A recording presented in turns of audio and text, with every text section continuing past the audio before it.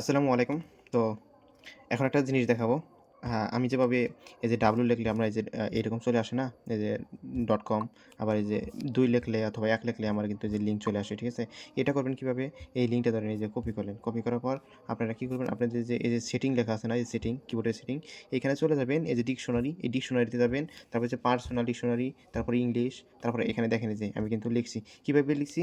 আপনারা এই যে এখান থেকে প্লাস করবেন। প্লাস করার পর উপরে কি লিখবেন? উপরে যে লিঙ্কটা দিবেন এখানে ডাব্লু লিখবেন, ঠিক আছে? যে twitter.com লিখে নিচে ডাব্লু লিখবেন, তাহলে হয়ে যাবে। যেমন এই যে আমি আরও লিখছি, দেখেন এই যে যেটা 2 দিয়ে লিখছি, এই যে 1 দিয়ে লিখছি, ধরেন এই যে এখানে একটা আমার লিঙ্কটা রেফার লিঙ্কটা পেস্ট করবেন, শর্টকাটে লিখবেন হচ্ছে 1 অথবা 2, আপনি যেকোনো একটা অক্ষর লিখতে পারবেন। যেমন এই যে আমি আরও ভিন্ন, ভিন্ন অক্ষর লিখছি, যেমন এই যে এরকম লিখছি, ঠিক আছে?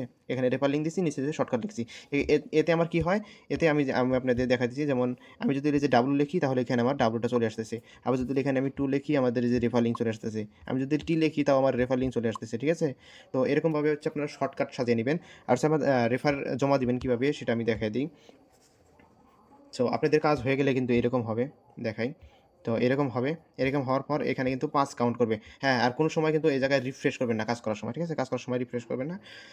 এখানে ৫ কাউন্ট করবে।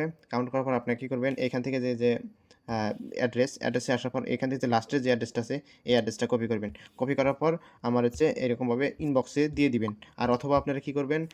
আপনারা হচ্ছে শিট নামাবেন, এই যে শিট, এই গুগল শিটে আসার পর এখান থেকে হচ্ছে আপনারা কি করবেন? এই যে এরকমভাবে আপনাদের অ্যাড্রেসটা এই জায়গায় দিতে পারেন, এই যে এরকমভাবে। এরকমভাবে দিয়া এই জায়গায় রাইখা দিবেন। এই যে টিক মার্ক দিলেন, তাই এবার টিক মার্ক দিলেন। এখানে কিন্তু আপনাদের অ্যাড্রেসটা চলে গেল, ঠিক আছে? আবার যদি দ্বিতীয় অ্যাড্রেস দিতে চান, দ্বিতীয় অ্যাড্রেস আবার সেম লাইক আগের মতো মনে করেন কাজ করবেন। কাজ করার পর এখান থেকে হচ্ছে এই যে এটার মধ্যে আবার যে দ্বিতীয় যে একটা অ্যাড্রেস মনে করেন আমি এটাই দিয়ে দিলাম।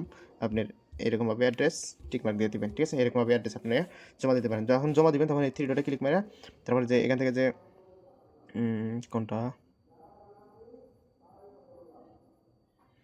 এই শেয়ার অ্যান্ড এক্সপোর্ট আছে না? এটার মধ্যে ক্লিক মেরে এই যে লিঙ্কটা কপি করে এটা যদি আমাকে দিয়ে দেন, তাহলে আমি আপনার রিপোর্টগুলো দেখতে পারবো, আপনি কতগুলো কাজ করছেন, ঠিক আছে?